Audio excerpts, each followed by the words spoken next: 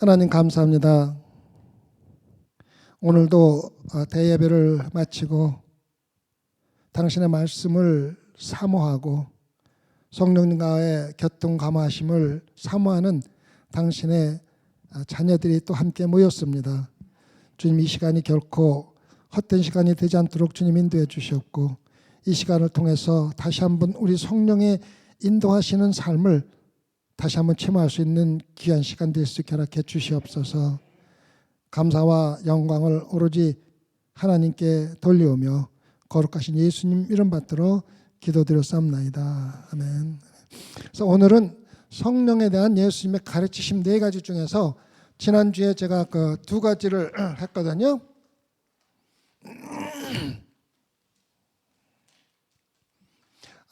영원한 생명으로 살리시는 성령님과 새롭게 만드시는 성령님에 대해서 제가 지난주에 그 말씀을 드렸습니다. 그래서 교재는 똑같습니다. 보면은 그래서 오늘은 요한복음 14장과 16절에서 도우시는 성령, 또 사도들에게 기름 부음을 행하시는 성령에 대해서 말씀을 좀 드리겠습니다. 교회들이 그 성령에 대해서 굉장히 꺼리고 성령에 대해서 많이 이야기를 하지 않는 이유는 성령을 모르기 때문에 그래요. 모르는 게 아니라 잘못 이해를 하기 때문에 부정적으로 생각하는 경우가 참 많아요. 그래서 우리가 성령은 오로지 성경에서 뭐라고 이야기하는가를 알면은 부담을 가질 필요도 없고 적대감을 가질 필요도 없고 신비로움을 느낄 필요도 없어요. 왜? 성령님 우리와 함께 하시는, 내 안에 계시는 나의 친구 되시는 분이기 때문에 그렇습니다. 영원한 생명으로 살리는 성령에 대해서는 요한복음 3장에 대해서 나오는 니고데모와의 대화를 통해서 우리가 이야기를 했습니다.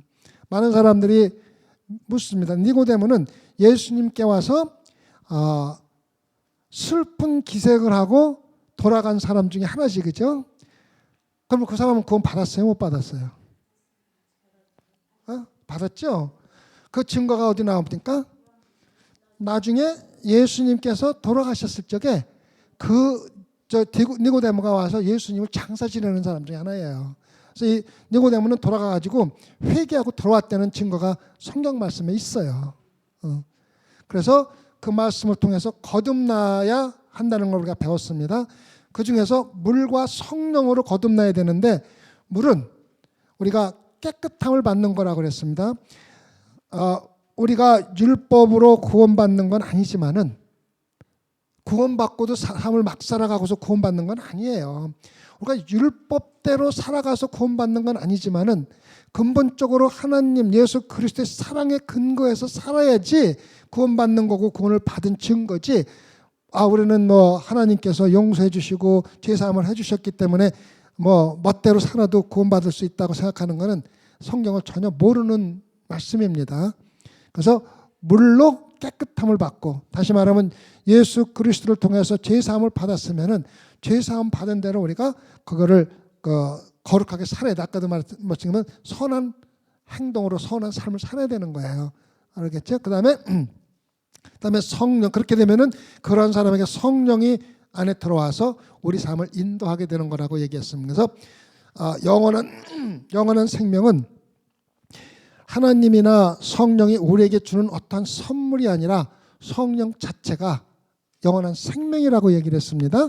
그래서 성령이 내 안에 들어오면은 내가 영원한 생명을 얻는 거고, 그리고 우리의 삶은, 그때부터 삶은 예수님께서 이곳에 내려오셔서 3년 동안 살아가시다가 십자가에 돌아가시고 부활하시고 승천하신 것 똑같이 그 삶을 우리가 살아나가는 겁니다. 그래서 여러분과 저는 죽으면은 반드시 부활합니다.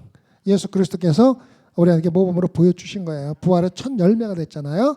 그 다음에 우리는 승천해서 예수 그리스도와 함께 정말 죽음도 없고 고통도 없고 아픔도 없고 정말 예수 그리스도와 함께 손잡고 살아가는 삶을 사는 겁니다. 그 다음에 새롭게 만드시는 성령이라 그랬어요. 여러분과 저는 안에 성령이 있으면은 내 안에 성령이 있다는 그러한 증거가 있어야 되는 거예요. 그래서 여러분과 제가 내 안에 성령이 있으면 그 생수의 강이 흘러 넘쳐가지고 나만 새롭게 될 뿐만 아니라 다른 사람들에게 새롭게 하는 원인이 되는 것이 바로 성령의 역사입니다. 그래서 여러분과 저는 우리뿐만 아니라 다른 사람을 새롭게 하는데 반드시 성령이 인도하는 삶을 살아야 되는 겁니다. 그 다음에는 도우시는 성령에 대해서 오늘은 하겠습니다. 그래서 도우시는 성령에 대해서 하겠습니다. 우리가 다 지난주 한 거죠, 그죠? 도우시는 성령, 요한복음 13장에서 16장까지 나오는 말씀입니다. 마가의 다락방에서 예수님이 제자들과 마지막 만찬을 하셨잖아요, 그죠? 그 만찬 장소에서 제자들에게 성령의 많은 사역에 대해서 말씀하셨어요. 마지막으로 예수님께서 제자들에게 명령을 하신 날짜가 십자가에서 돌아가신 전날 밤에 제자들에게 마지막 명령을 주신 거예요. 그래서 그 마지막 성만찬에서 제자들에게 성령에 대해서 많은 것을 이야기하셨고 그거에 대해서 우리가 오늘 공부를 하는 겁니다. 제가 여러분들에게 성령에 대해서 이야기하는 것은 성경에 없는 것은 아무것도 안 해요. 성경에 있는 것만 정리해서 말씀드리는 거기 때문에 잘 들으시면 굉장히 도움이 됩니다. 그래서 성령이 오실 때 성령은 예수님께서 뭐라고 보혜사 성령을 보내주겠다고 얘기했어요. 보혜사 성령. 보혜사는 뭡니까? 돕는 사람이에요. 그 다음에 신자 안에 거하시는 분을 성령을 보내준다고 그랬어요. 교사, 가르치는 분을. 그 다음에 죄와 의와 심판에 대해서 세상을 책망하는 성령. 그 제자들뿐만 아니라 모든 신도들이 예수께서 명령하신 지상 사역을 기억하도록 땅 끝까지 이르러 복음을 전하는 사역을 기억하도록 또 예수님께서 말씀하신 모든 것을 기억하도록 하는 것이 바로 성령이 하는 겁니다. 그래서 성령은 우리가 신앙생활 하는데 필요한 모든 것을 공급하시는 분이 성령이에요. 그래서 성령이 없이는 우리는 신앙생활을 단 하루도 할 수가 없습니다. 아시겠죠? 자, 성경 말씀을 우리가 볼까요? 요한복음 내가 아버지께 구하겠으니 그가 또 다른 보혜사를 너에게 주사 영원토록 너희와 함께 있게 하시리니. 여기서 우리가 굉장히 중요한 것은 보혜사라는 성령을 우리에게 보내주겠다고 하는데 가장 중요한 것은 성령이 우리를 도와주는 하나의 인격체입니다. 인격체, 보혜사라는. 그래서 예수님께서 이 땅에 내려오셔서 3년 인간의 삶을 사셨잖아요. 왜 하필이면 인간을 모습으로 내려오셨느냐 하면 인간이 인간을 이해하는 것보다 더 잘 이해할 수 있는 건 아무것도 없어요. 우리가 동물을 아무리 이해한다 하더라도 인간이 인간만큼 이해하는 것은 없어요. 그래서 성령도 보혜사 성령 인격체, 다시 말하면 우리와 대화를 나눌 수가 있고 우리와 직접 교제할 수 있는 분, 그러한 인격체로서 우리에게 도와주시는 겁니다. 여기서 우리가 꼭 하나 기억해야 될 것은 또 다른 보혜사라고 얘기하지 않았습니까? 그래서 또 다른이라는 말은 똑같은 종류 중에서 다른 어떠한 것을 나타낼 때 사용되는 겁니다. 지금 이 말을 누가 한 겁니까? 예수 그리스도가 하신 거예요. 그래서 장차 보내실 보혜사 성령은 예수 그리스도와 본질적으로 같은 분이시라는 것 의미이며 삼위일체 하나님을 나타내는 겁니다. 그래서 성부, 성자, 성령은 근본적으로 같은 하나님입니다. 그래서 또 다른이라는 말은 나와 똑같은 특성, 근본적으로 똑같은, 즉 또 다른 하나님을 우리가 육체적으로 계신 예수 그리스도가 아니라 우리와 항상 안에 거하시는 형태로 우리에게 주겠다고 말씀을 하신 겁니다. 그래서 실질적으로 이 성경 말씀은 여러분과 저에게 삼위일체 하나님을 설명해주는 성경 구절이기도 하는 거예요.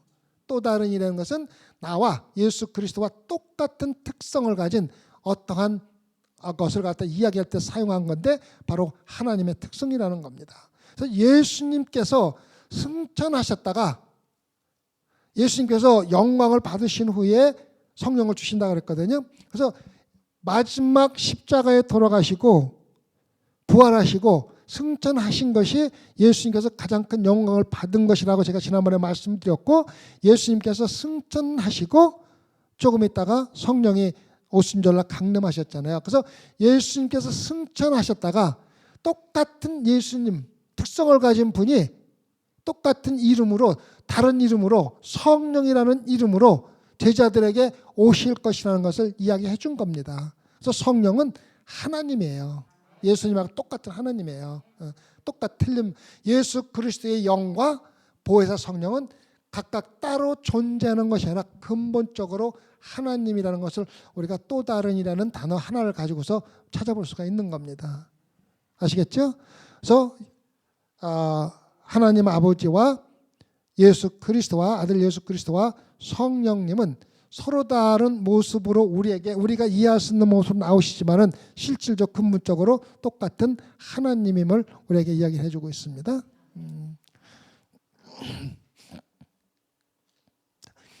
예수님께서 우리의 구원을 위해 십자가의 고난을 당하신 후 죽으신 후 부활하여 승천하셨다가 새 언약의 시대에 또 다른 이름으로 오시는 것을 가리켜 다른 보혜사 성령을 보내셨다고 말씀하신 겁니다. 그래서 성경에 보면은 어떤 때는 예수님이 나와 함께 내 안에 계시고 내가 주님 안에 계신다는 말도 나오고 성령이 내 안에 계시고 성령의 지를 받는 말도 나옵니다. 그래서 실질적으로 예수 그리스도와 성령은 근본적으로 하나입니다. 사람들이 어떤 성경에는 예수님이 나와 함께 예수 그리스도가 내 안에 계시고 내가 그리스도 안에 계신다 그랬는데 성령이 내 안에 계신 거하고 뭐가 다릅니까? 하지만 똑같은 말이에요.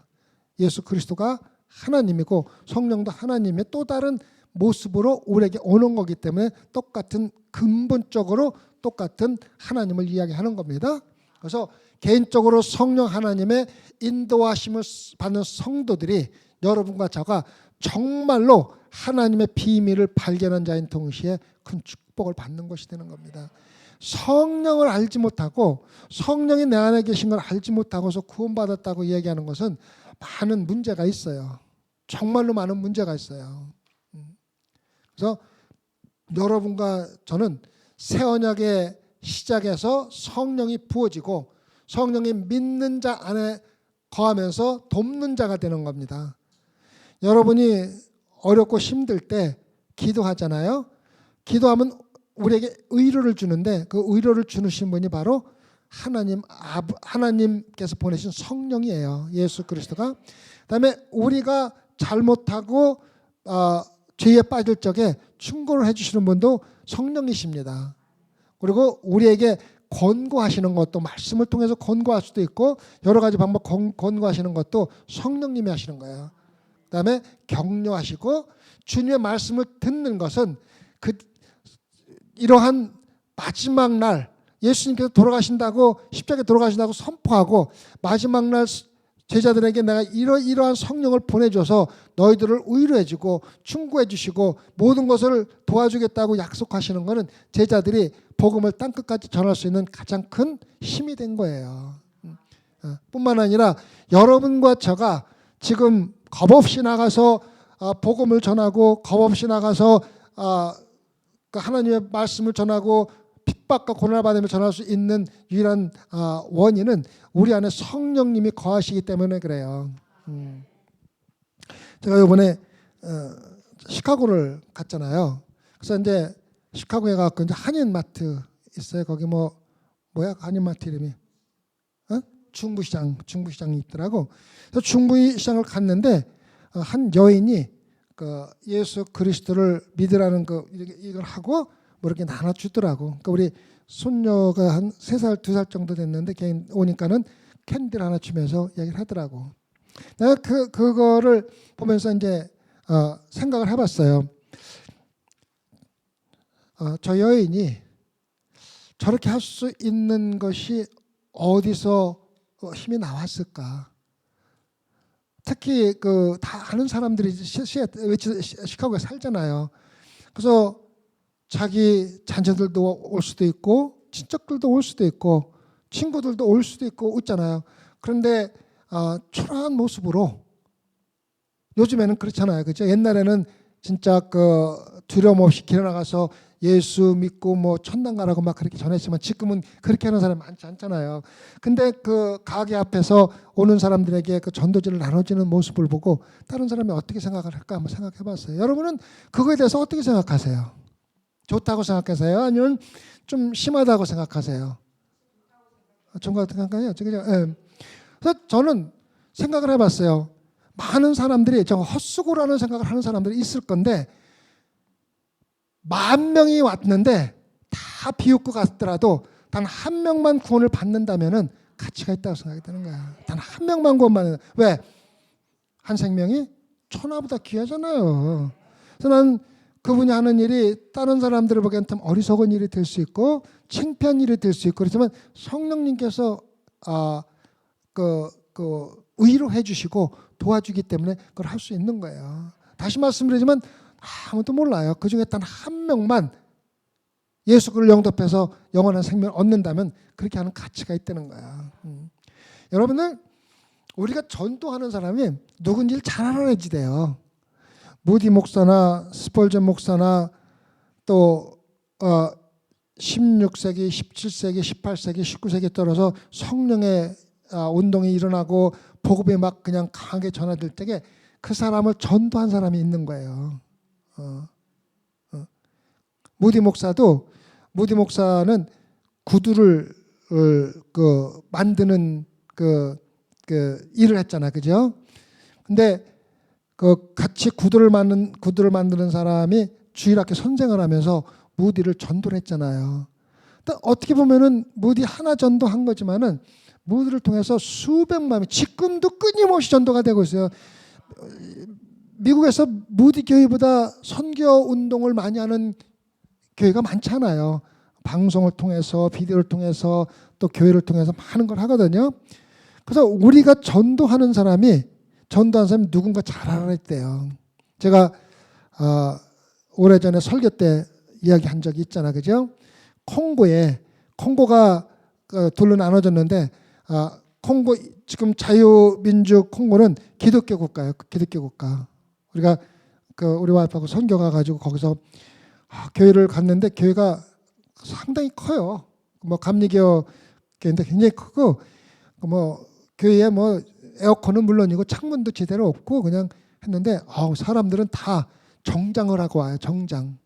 근데 정장도 이제 자기 게 없잖아요. 맞춰 입을 수가 없잖아요. 그러니까 그냥 어떤 사람 큰 거 막 이렇게 막 입고 오는데 그래도 누구든지 다 정장 먹을 것은 없는데 정장을 하고 와요. 참 신기하더라고. 근데 콩고가 기독교 국가가 된 이유를 제가 말씀드렸잖아요. 핀란드인가 스웨덴인가 그 한 부부가 젊은 부부가 저기 선교를 왔다가 실질적으로 그 마을에 들어가지도 못하고 쫓겨나잖아요. 그래서 쫓겨나가지고 그 부족사에서 쫓겨나가지고 그 토막굴 그 촌도 아닌 밖에서 그 토막굴에서 이렇게 살면서 유일하게 그 사람들과 접촉할 수 있는 사람들은 그 마을의 부족 마을에서 조금 소년 하나가 그 사람들에게 달걀을 팔러 나오는 사람이 그들이 이야기할 수 있는 유일한 사람이었었다고요. 그래서 끊임없이 이제 그 아이를 오기만 하면 이제 말씀으로 가르치고 말은 못 들어가니까 전도할 사람이 없으니까 못 들어가잖아요. 그래서 거기서 아이에게 끊임없이 그걸 가르쳤잖아요.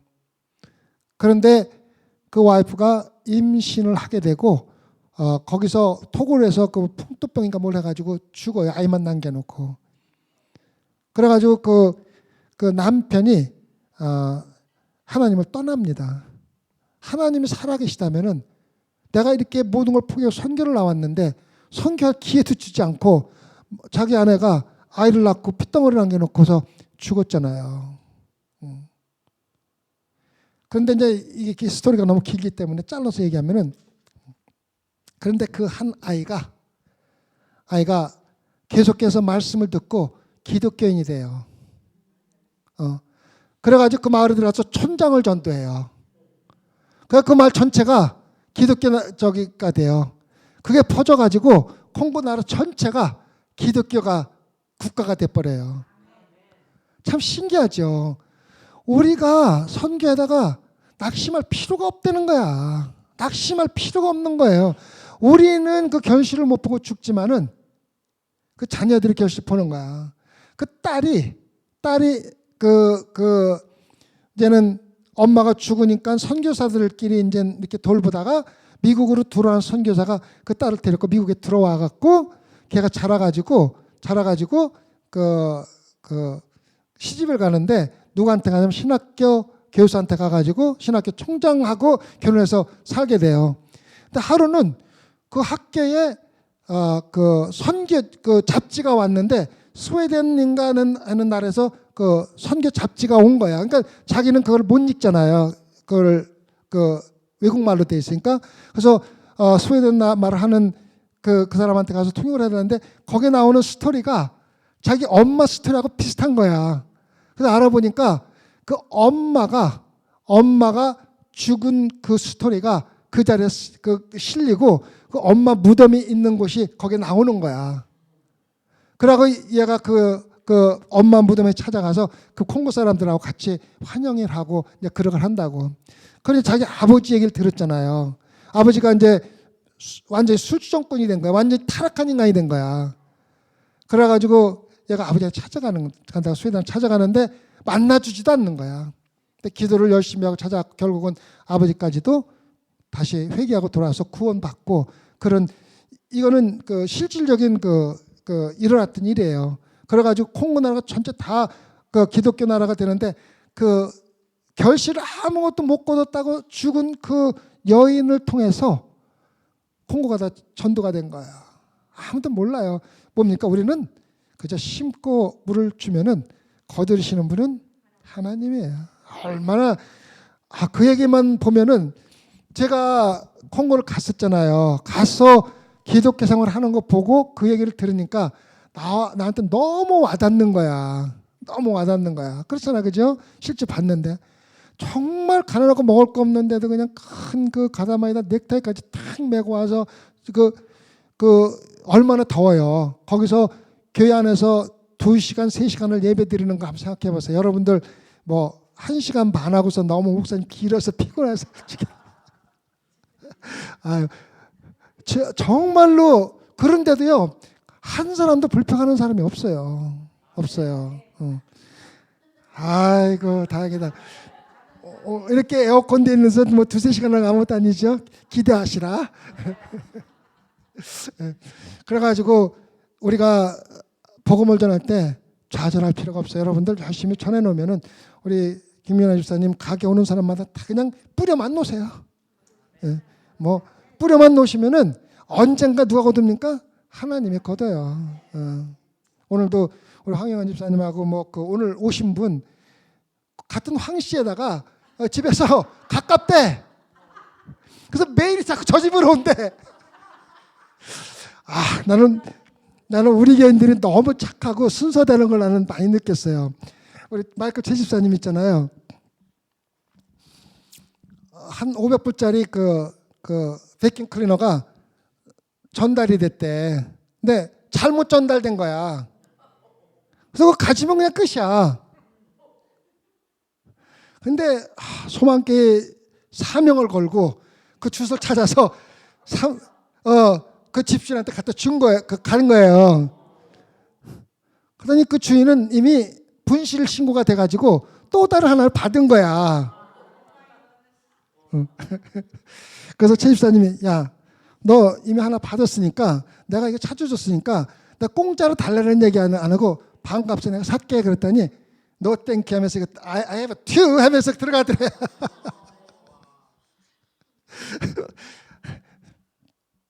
천사가 하나님께서 더 좋은 거 줄 줄 믿으시기 바랍니다. 그리 아니하실지라도 어쨌든 자꾸 같은 황씨니까 자꾸 전리 전달이 된대요. 그래가지고 의도치 않게 아까 오신 분 아내와 딸을 만나봤고 또 명철이가 어저께 여기 그 청소를 하러 왔잖아요. 원래는 그냥 낮에 일하는 시간인데 청소를 하려고 저녁에 일을 했대. 그랬더니 거기 저녁을 먹으러 왔더래요. 근데 지금 그 청년이 감리교를 다니는데 별로 가기 싶어 안 하는 거야. 그러니까 아버지는 이제 얘를 이제 어떻게든지 보내고 싶으니까 청년들이 많은 데를 보내고 싶으니까 명철하고 이야기 되나 보니까는 소망교회 오면 괜찮겠다 싶은 생각이 들어서 여기 온 거예요. 다 하나님께서 인도하시는 거예요. 그러니까 보세요. 어쨌든 목회자 자녀 아니에요, 그죠? 또 형이 동생이 또 목회하잖아요. 우리 교회 목회자 가족들이 참 많아요. 그래서 진짜 믿음으로 신앙생활 하고 싶은 사람들이 자꾸 소망교회 모이고, 또 우리 목사님이 맨날 그러시잖아요. 청년들에서 기도하라고. 청년들이 막 모이잖아요. 그래서 예지도 대학교를 딴 데로 가려고 하는데 하나님께서 막 눌러서 여기서 있게 하잖아요. 하나님의 은혜인 줄 알아야 돼요. 목사님, 하나님의 은혜죠, 그죠? 나는 예지가 여기 있는 게 얼마나 마음이 좋은지 몰라요. 그래서 나는 확신해요. 걔가 거기서 졸업하고 위치타에서 직장을 잡고 여기서 가족을 꾸미고 여기서 그냥 아이고 기도하세요. 그 성령은 그리스도인 생활 전반에 걸쳐서 우리를 돕고 격려해 줄 개인적인 친구이기 때문에 없어서는 안 돼요. 없어서는 안 돼요. 절대로 없어서는 안 됩니다. 요한복음 14장 17절입니다. 저는 진리의 영이라 세상은 능히 저를 받지 못하나니 이는 저를 보지도 못하고 알지도 못함이라. 그러나 너희는 저를 아나니 저는 너희와 함께 거하시며 너희 속에 거하시겠습니다.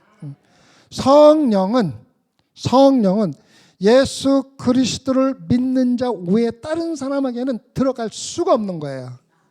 오로지 예수 그리스도를 믿는 사람, 즉 진리의 영을 가진 사람만 받을 수 있는 게 성령입니다. 성령은 진리의 영입니다. 진리의 영.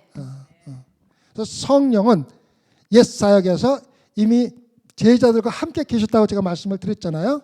그러나 오순절 이후에는 제자들 안에 계시는 것입니다. 자, 우리가 여기서 조심해야 될 것은 안에 계셔서 더 가깝기 때문에 더 친하고 함께 있으니까 더 멀어서 관계가 없는 게 아니라 위치보다는 관계 종류입니다. 어떠한 관계를 가지고 있고 얼마나 깊은 관계를 가지고 있느냐가 바로 이야기를 해주는 겁니다. 그래서 위치적으로 바뀌는 아니라 이게 중요한 게 아니라 안에 있다는 것은 여러분과 제가 성령과 하나라는 뜻입니다. 그죠? 부부가 결혼하면은 한 몸이 되는 거예요. 그죠? 물론 두 몸으로 사는 사람들도 많이 있지만은 우리 기독교인들은 한 몸이라고 하나님께서 약속을 지어준 거예요. 그래서 여러분과 제가 하나님 안에서 하나가 되는 게 부부거든요. 그거 똑같이 하나님께서 우리 안에 계시다는 것은 성령과 우리는 하나라는 뜻이에요. 하나. 그래서 성령은 믿지 않는 사람, 예수 그리스도를 알지 못하고 진리 영을 모르는 사람들은 절대로 받을 수 없는 게 성령입니다.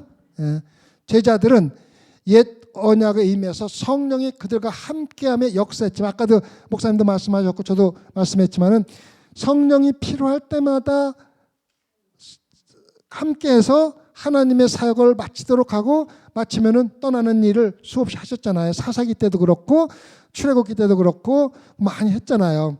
그렇지만은 새 언약, 지금 새 언약과 옛 언약을 우리가 구분하는 거거든요.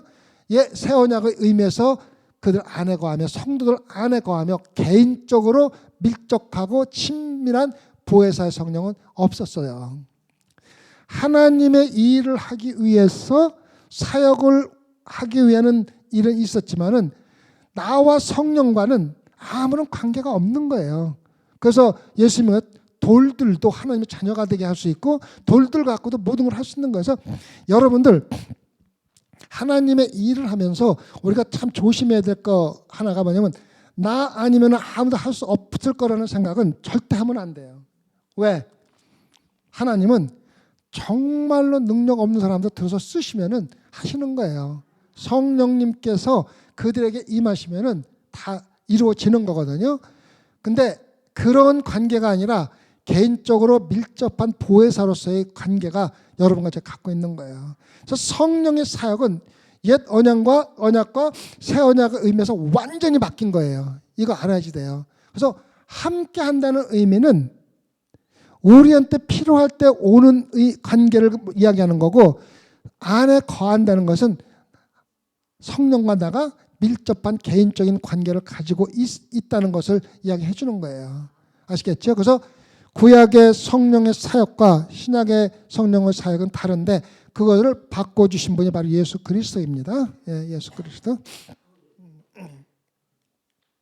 자, 그래서 아까 현재 지금 함께하는 성령과 미래에 안에 거하는 성령이 대조돼서 성령의 옛 언약 사역과 새 언약 사역의 차이를 생생하게 보여주고 있는 단어입니다. 아시겠죠? 우리가 성경을 공부하다 보면은 단어 하나가 성경의 뜻을 완전히 바꿔줄 때가 있어요. 아까 설명드린 또 다른이라는 단어 하나가, 그 단어가 빠지면은 그 성경 말씀은 의미가 하나도 없는 거예요. 아직 중심이 빠지는 거라고. 그래서 함께 거하는 관계에서 실질적으로 안에 거하시는 밀접한 관계로 바뀐 것은 옛 언약에서 새 언약으로 바뀐 것을 우리에게 이야기해 주는 거예요. 그래서 지금 우리는 어떤 시대에 살고 있습니까? 새 언약의 시대에 살고 있고, 성령과 우리는 떨어질래야 떨어져서 관계로 바뀐 상태에서 살고 있는 관계를 가지고 있는 겁니다. 아시겠죠? 요한복음 10장 17절에서 예수님께서 약속하신 성령께서 내주하시는 개인적으로 밀접하고 친밀한 관계의 사역은 50절부터 시작하여 신자들에게 성취되었습니다. 지난번에 말씀드렸듯이 성령이 강림했기 때문에 오순절이 아니라, 오순절이 원래 있었는데 오순절날 성령이 강림하신 겁니다. 우리가 그걸 잘 알아야 돼요. 그 다음에 우리를 가르치는 선생님의 역할을 하시는 분이 바로 성령입니다. 자 볼까요? 요한복음 14장 26절에 보혜사 곧 아버지께서 내 이름으로 보내실 성령, 그가 너에게 모든 것을 가르치고 내가 너에게 말한 모든 것을 생각나게 하시리라. 자, 두 가지 사역이 있죠. 하나는 뭡니까? 가르치고, 또 하나는 뭡니까? 생각나게 하는 겁니다. 아시겠죠? 가르치시는 사역과 생각나게 하는 사역입니다. 가르치는 사역은 뭡니까? 전반적으로 여러분과 저에게 복음이 무엇인지를 가르쳐 주는 겁니다. 모든 것을 가르쳐 주는 거예요. 그래서 주로 복음의 신학적인 의미, 예수 그리스도가 십자가에서 돌아가시고 죽었다는 게 나에게 무슨 의미가 있는가, 구원과 무슨 의미가 있는가, 또 땅 끝까지 복음을 전한다는 것은 무슨 의미가 있는가, 이러한 신학적인 모든 의미를 제자들에게 가르치는 사역이 첫 번째 성령의 사역입니다. 그래서 가르치는 사역에서 가르치고, 그 다음에는 생각나게 하는 겁니다. 생각나게 하는 건 뭡니까? 자, 예수님께서 제자들하고 몇 년 같이 있었습니까? 3년 같이 계셨잖아요. 3년 동안 예수님께서 많은 걸 가르치셨어요. 근데 그 당시에 여러분들 그냥 그때 연필이 있고 종이가 있어서 막 받아 쓰는 그러한 시대는 아니잖아요. 그래서 들으면 우리가 암기를 하지 않으면 다른 방법이 없었어요. 근데 여러분과 제가 많이 경험해보지만 3년 동안 들은 예수님이 말씀하신 것을 다 기억할 수 있는 사람이 누가 있어요? 아무도 없어요. 아무도 없어요. 근데 제자들이 그걸 기억했어요. 어떻게 알아요?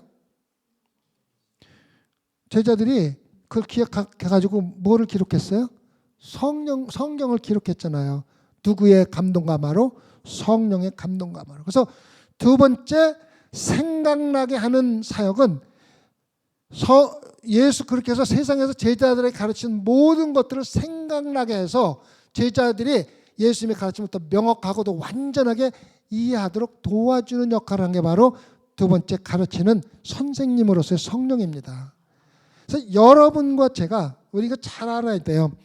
우리 목사님하고 우리 같이 매주 성경 암송하잖아요. 근데 암송하고 이틀만 지나면은 다 잊어버려요. 다 잊어버려요. 다 맞아요. 그죠? 우리 홍경미 집사님만큼 열심히 암송하는 사람 아무도 없어요. 황영은 집사님 열심히 더 하셔야 될 것 같아요. 우리 홍경미 집사님은 내가 지금까지 시작한 후로 단 한 번도 안 빼놓고 참 열심히 하셨어요. 그런데 그 얘기를 하려고 그러는 거야. 다 까먹었어요. 그런데 그 암송을 안 한 사람은 다음에 그 말씀이 생각나게 성령이 해주고 싶어도 할 수 없는 거야. 왜? 아예 암송을 안 했으니까. 근데 암송을 한 사람은 다음에 필요할 때 그 말씀 구절이 생각나게 한다고. 그래서 무조건 암송하고 무조건 그 성경 읽으세요. 우리 이선 집사님 기억하세요? 우리 시편 그 열심히 몇 달 동안 했죠? 나도 참 지독한 목사였었어 그때. 지금 생각해보면 지독한 목사. 시편을 매주 한 번도 안 빼놓고서 각 부정마다 문제를 한 20개씩을 해가지고 매주 나눠줬어요. 읽고 거기서 다 답답하고 썼는데 이지삼 집사님하고 몇 분은 진짜 열심히 하시더라고. 근데 지금 다 잊어버렸을 건데 나중에 필요할 때 생각나게 하시는 거야. 아예 안 한 사람은 모르는데 한 사람은 바로 생각나게 합니다. 여러분들 이 목사가 이렇게 지독하게 했어도 지독하게 해서 그래도 소망교회가 이렇게 복음교회가 된 거예요. 우리 손자들 얘기 좀 해야 되겠다. 우리 와이프하고 저기 시카고 갔다 왔잖아요. 그러니까 할머니하고 할아버지가 오면은 할머니 할아버지 선교 오셨네 그래요.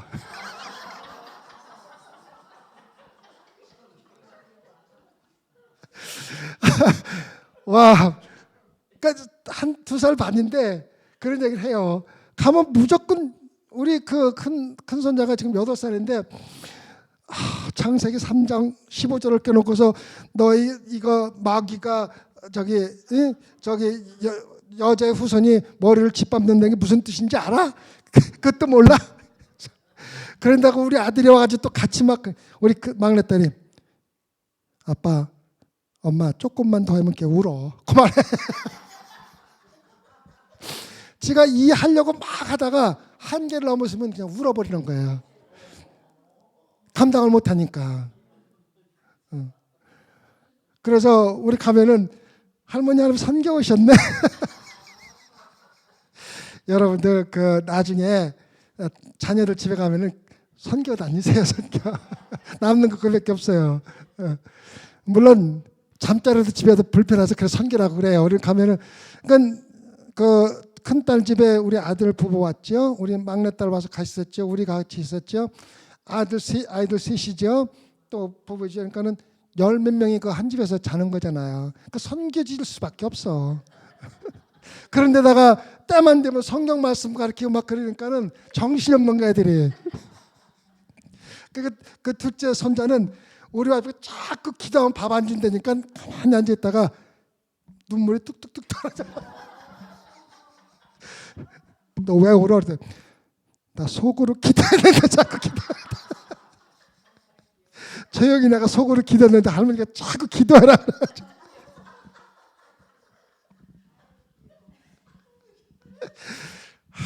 아주 전투에 전투. 왜 그랬지?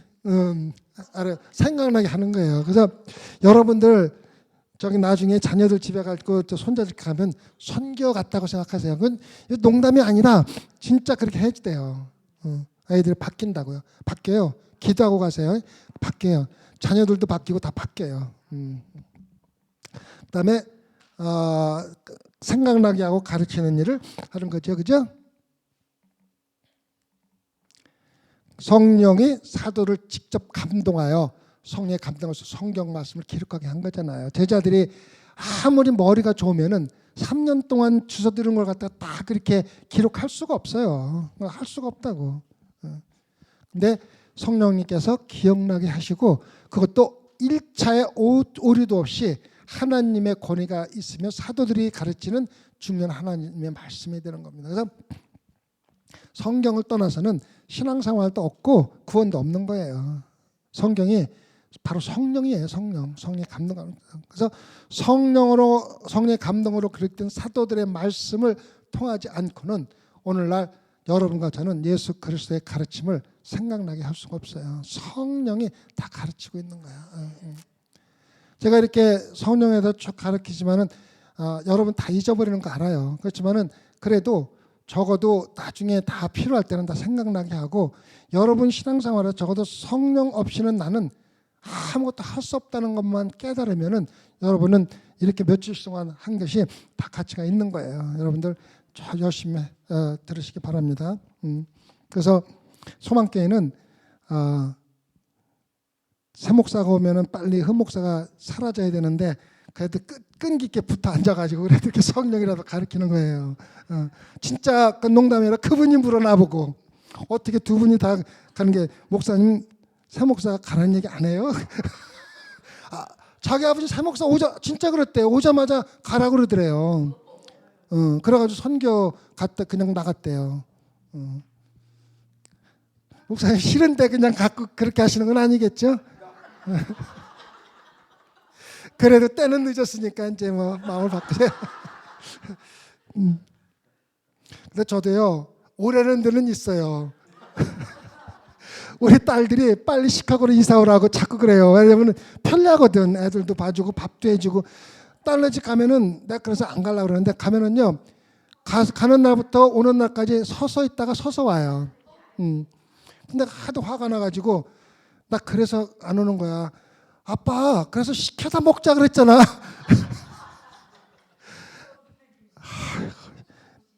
근데 시켜다 먹는 게 뭔지 알아요? 맨날 피자 시켜다 먹으니까 우리 와이프는 야, 저거 손자 손녀들 먹으면 빨리 죽을 텐데 밥을 해줘야 된다는 거야 또.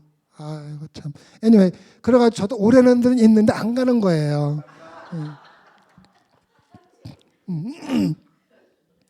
그래서 성경 말씀 없이는 아무것도 할 수 없다는 걸 마음에 새겨두시기 바랍니다. 성경 우리 열심히 공부하고 열심히 읽어야 돼요. 아까 엔지도 그런 얘기를 하더라고요. 제가 목회할 때 하고 우리 최 목사님 와서 목회할 때라도 자기가 가능하면은 예배 들으려고 몸이 많이 아파 그분도 들으려고 한대. 여기만 들으면은 말씀이 완전 성경 말씀만 듣게 되고 오면은 성령의 역사가 아주 자기 느껴진대. 그래가지고 자기는 너무 좋다 그런 얘기를 해요. 그러면은 그렇다고 그 사람 다른 게 안 가신 게 아니고 많이 다녀봤는데 너무 성령의 역사 너무 없는 거 느낀대 자기는. 그래서 언어는 좀 불편하긴 하지만 여기 꼭 나오신다고 지금 성경 공부하고 계세요. 얼마나 좋아요, 그죠?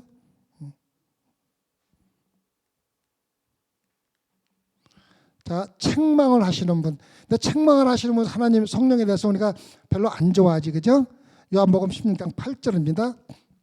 그가 와서 죄에 대하여 의에 대하여 심판에 대하여 세상을 책망하시리라.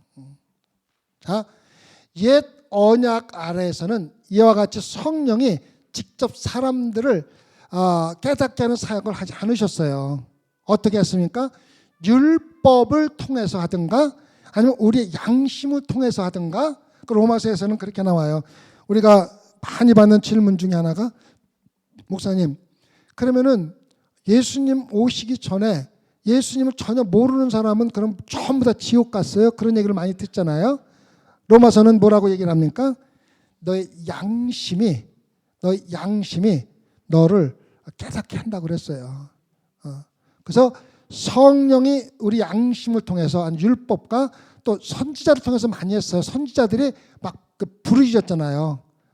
그 다음에 제사 제도를 통해서 많이 깨닫게 하는 성령의 역사가 있었습니다. 그건 순간적인 직접이 아니라. 근데 지금은 뭡니까? 성령이 내 안에서 나를 직접 깨닫게 해. 친히 책망하시는 거야. 신자들이 하나님 말씀을 전파하고 가르치고 행할 때 성령의 친히 세상을 또 책망하기도 하는 겁니다. 자, 무엇을 책망하는 거예요? 볼까요? 첫 번째 뭐를 책망하십니까? 첫 번째 너희들은 다 죄인이라는 겁니다. 첫 번째 책망이에요. 그래서 여러분과 제가 구원받을 수 있는 첫 번째 단계가 아까 목사님 말씀한 나는 죄인입니다. 그냥 입으로 죄인이 아니라 철저하게 나는 죄인이라는 것을 깨닫는 거예요. 그래서 이거 없이 구원받으려고 하는 사람이 너무 많아요. 철저하게 나는 정말 죄인입니다. 눈물 흘리면서 나는 예수 그리스도 없이는 죄사함 없이는 정말 하루 살 수 없습니다. 이거를 거치지 않고 구원받으려고 하는 사람이 너무 많아요. 의인으로 구원받으려고 하는 사람이 너무 많다는 거예요. 근데 성령은 죄에 대해서 책망을 먼저 합니다. 불신자에게 죄임을 확인시켜주고 하나님의 아들인 예수 그리스도를 믿지 않는 것이 죄라는 것을 깨닫게 책망하는 것입니다. 첫 번째 책망입니다. 자, 그럼 성령이 죄만 책망합니까? 아니에요. 두 번째 뭡니까? 그러한 죄인들에게 너희에게 살아가는 방법이 있다는 걸 깨닫게 해주시는 거예요. 뭡니까? 성령은 세상의 죄에서 의롭게 되는 방법이 있다는 것을 확신시켜 주는 겁니다. 그 증거는 그리스도께서 우리의 죄를 사하여 주시고 우리를 영화롭게 함으로 예수 그리스도의 의가 우리에게 주어진다는 것입니다. 이것을 성령이 여러분과 저에게 깨닫게 해주시는 거예요. 그 다음에 세 번째는 성령은 심판의 원칙을 세상에 가르쳐 줍니다. 죄는 영원한 심판을 가져다 준다는 것을 사람들에게 완전히 설명해 주는 게 바로 창세기 3장 15절입니다. 우리 큰손자가 이것 때문에 우는 거잖아요. 내가 너로 여자와 원수가 되게 하고 너의 후손도 여자의 후손과 원수가 되게 하려니 여자의 후손은 내 머리를 상하게 할 것이요 너는 그의 발꿈치를 상하게 할 것이라. 근데 걔가 한 가지는 이해를 하더라고요. 여자의 후손이 누구냐고 그러니까 그건 알더라고. 예수 그리스도라는 거야. 예수 그리스도가 여자의 후손은 왜? 다른 사람은 다 그 남자에게서 났잖아요. 근데 예수 그리스도는 남자 없이 성령으로 잉태했기 때문에 여자의 후손이라고 그러잖아요. 그래서 여자는 예수 그리스도가 사탄을 결국에는 망하게 할 거라는 것을 깨닫는 거예요. 그 성경을 가리키는 거는 나이와 관계없이 가리켜 놓으면은 언젠가는 걔들이 기억을 하더라고요. 무조건 가리키세요. 선교 다니세요 가족으로. 진짜 제가 생각해 보니까 그 굉장히 중요하더라고요. 여러분들이 우리도 그래요. 우리도 제가 그 형이 셋이고 여동생이 하나 있고 큰 누나가 하나 있고 내가 그 네 번째인데 우리는 그 작은 마을에 살았어요. 마을에 살아가지고 거기는 이제 그 집이 이제 시골이니까 다 집이잖아요. 집이니까 이제 그 마을이니까 다 사람들 다 알잖아요. 그래서 우리 이씨 집안에 그 유명한 게 하나 있었는데 사형제가 술을 말술로 먹는 게 아주 유명했어요. 거기는 이제 그 옛날에는 그 여러분들 그 시골에 살아보셨어요. 그 옛날에는 주전자를 가지고 술을 사러 가게를 사러 술을 사러 갔어요. 근데 내가 막내잖아요. 맨날 내가 가는 거야. 참. 그래서 이제 가다가 오면은 또 이렇게 술을 같이 먹으면 막내는 술을 많이 안 줘요. 그럼 오다가 반은 마시고 오는 거야. 그때 머리가 내가 좋았던 것 같아요. 그러면 형들 볼 적에도 이제 조금 술이 지은 것 같지만은 어떤 술집은 돈을 많이 남기려고 돈을 조금 주는 집도 있거든요. 그럼 요건 이 자식들 꽉 채워주지 이렇게 이런 거야. 그러던 사람이 우리 사형제가 다 예수 그리스도를 믿었잖아요. 어떻게 믿게 됐냐면은 제가 미국에 와가지고 예수님을 영접했잖아요. 그렇게 말술도 먹던 막내 아들이 어머님이 돌아가시고 장례식에 왔는데 장례식은 유명한 게 뭡니까? 고스톱하고 술이잖아요. 그 술을 한 잔도 안 마시는 거야. 그러니까는 형들한테는 막내 동생이 이러한 애였었는데 지금 저렇게 됐어? 그러니까 뭐가 쟤를 저렇게 바꿨는지가 굉장히 궁금한 거야. 그래서 복음을 전했죠. 복음을 전했는데 우리가 그 미국에 오고 나서 불과 몇 년 만에 다 복음 가족이 다 손자 손녀까지 다 조카들까지 다 해갖고 큰 조카는 신학대학도 가고 중퇴하기는 했지만은 가고 완전히 다 바뀐 거예요. 그래가지고 뭐 그 형들 다 장로하고 뭐 큰형은 또 목회도 조금 하시다가 그만두시고 다 바뀐 거예요. 그래서 우리 선교지는요 실질적으로 네팔이나 아프리카도 중요하지만은 가족이 먼저일 때가 있어요. 근데 자기 변한 모습이 정말로 그들에게 변한 이유가 정말로 예수 그리스도라는 걸 알려주면은 받게 돼 있고 여러분 나중에 손자 손녀 집 또 가면은 진짜 선교지 가는 생각을 가지고 가시는 게 농담 반 진담 반으로 마음에 새겨두고 한번 가보세요. 참 좋을 거예요. 그래서 책망을 하시는데 우선 여러분과 제가 죄인이라는 것과 그 죄인들에게 소망이 있다는 것과 모든 심판의 원칙에 대해서 죄인은 영원한 심판을 간다는 것 갖다가 이야기해주고 있습니다. 책망은 단순한 감동적인 동료나 슬픔을 나타내는 태도를 넘어서야 돼. 죄에 대한 철저한 회개가 있어야 돼요. 이거 없으면은 구원의 첫 단계도 못 들어가는 거야. 아까도 말씀드렸지만 이거 없이 구원받으려고 하는 사람이 너무 많아요. 거의 8, 90%는 그런 것 같아요. 입으로는 다 그래요. 죄인이라 그러는데 실질적으로 감정적이거나 그냥 그 슬픔을 나타내는 정도가 아니라 진짜 예수 그리스도 없이는 아무것도 할 수 없다는 그러한 감동적인 그 성령의 역사까지 오기까지는 사람들이 많잖아요. 그래서 죄에 대한 책망이 제일 먼저입니다. 성령께서 죄인의 마음에 죄의 증거를 새겨주시고 자신이 분명히 죄라는 것을 입증하시는 것도 성령의 역사입니다. 성령께서 그러한 마음을 주지 않으면은 우리가 정말 나의 죄를 깨닫는 것은 쉽지 않아요. 아무리 네가 죄인이라고 부르면은 기분 나쁜 게 인간의 심정이잖아요.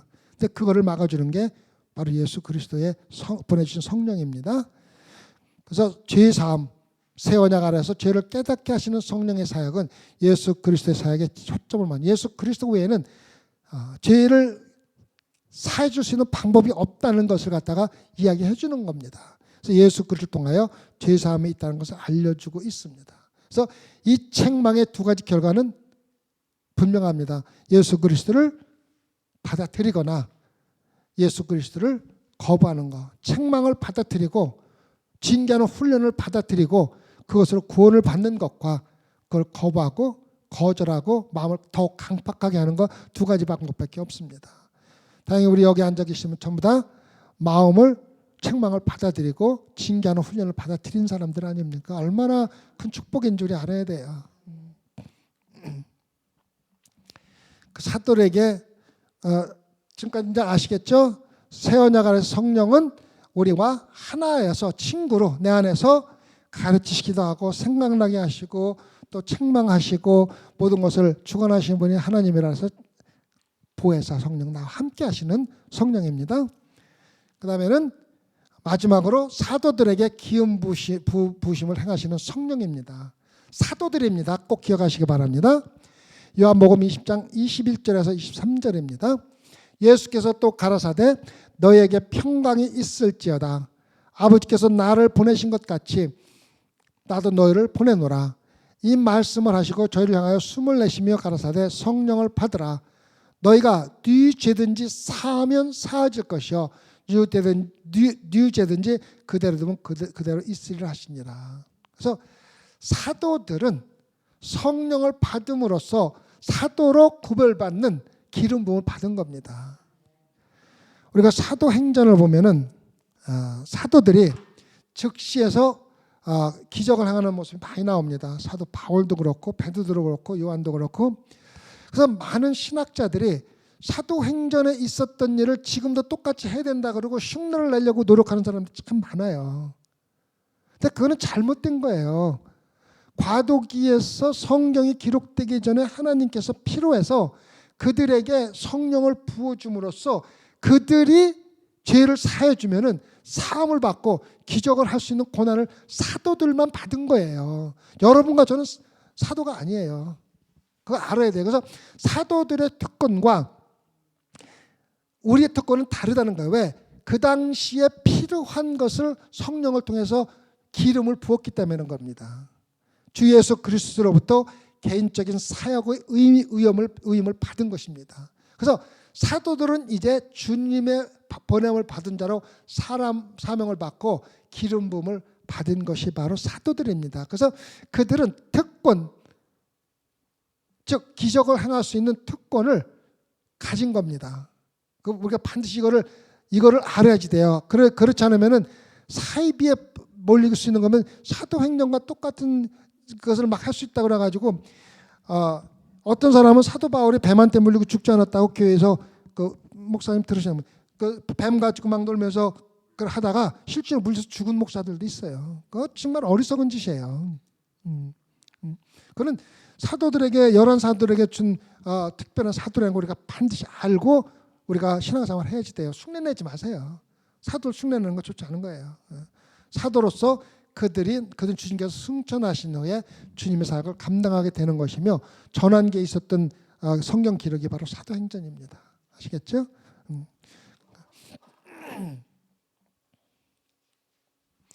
세례 요한의 결론입니다. 딱 1시간 했습니다. 결론입니다. 성령이 그리스도를 영화롭게 하리라. 결론입니다.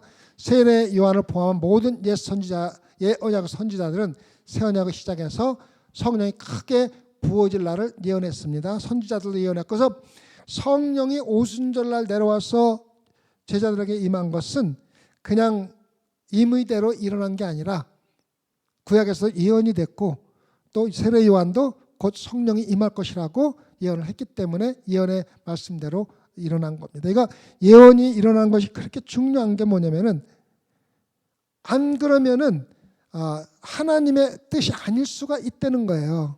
그리고 하나님께서 미리 알려주시고 일어나게 하는 것은 그 일이 일어날 때 그 일이 하나님의 계획이었다는 것을 알게 하기 위해서라고 말씀하셨지 않습니까? 예. 그래서 요한복음 3장에서 각 사람은 하나님의 나라에 동참하기 위해서 반드시 성령의 부으심을 받아야 한다고 제가 설명을 드렸습니다. 요한복음 7장에서 성령은 생수와 같아서 새 언약을 믿는 각 사람에게 영적으로 활력을 주실 뿐만 아니라 우리에게서 흘러나온 강수가 우리 주변에 있는 사람들에게 영향을 줘야 한다는 걸 제가 말씀을 드렸습니다. 요한복음 13장 17장에서 성령은 우리 개인의 조력자이며 보혜사 성령이며 친밀한 내주자이며 안에 거하신 분이며 특별한 교사가 될 것이며 가르치고 생각나게 합니다. 가르치는데 하나는 복음의 의미를 가르치고, 두 번째는 예수님께서 3년 동안 이야기한 것을 생각나게 한다고 말씀을 드렸습니다. 성령은 십자가에서 예수 그리스도의 대속 죽음을 믿음으로 받아들여야만 영원한 생명을 얻을 수 있다는 것을 모든 사람들에게 확인시켜 줄 것입니다. 그리고 그렇게 하셨습니다. 그다음에 요한복음 20장에서 부활하신 날 저녁에 예수 그리스도께서 제자들에게 나타나심으로 또 11사람은 성령의 기름 부음을 받은 특별한 사도가 되었다는 거. 그래서 그들은 주님께서 승천하신 후에 성령을 받고 특별한 사역을 감당함으로써 사도행전으로 시작해서 복음이 땅끝까지 전해지는 과정을 지나쳐갑니다. 예수 그리스도 승천 후 예수님께서 말씀하신 대로 오순절에 성령이 부으시기 전에 기다리는 시간이 있었다는 결론입니다. 질문이 있습니까? 없으면은 마치겠습니다. 1시간 2분 했어요. 1시간 2분. 2분 동안은 제가 좀 재미있는 얘기 해드렸잖아, 그죠? 우리 같이 기도할까요? 오늘도 우리의 성경 공부를 인도해 주신 성령님께서 오늘 우리가 배운 모든 것을 필요할 때마다 생각나게 하시고, 또 우리가 하나님 말씀을 깨닫지 못할 때마다 우리에게 깨닫는 영을 허락해 주시는 분이 성령이심을 알고 필요할 때마다 기도와 간구로 성령님의 도움을 청할 수 있게 허락해 주시옵소서. 오늘 모인 당신의 자녀들 앞으로 살아가는 어렵고 힘든 일에 하나님 꼭 성령님의 도움으로 어렵고 힘든 일을 우리 안에서 내주하시는 성령님의 인도하심에 따라서 신앙생활을 할 수 있게 인도하여 주시옵소서. 감사하며 예수님 받들어 기도드렸사옵나이다. 아멘.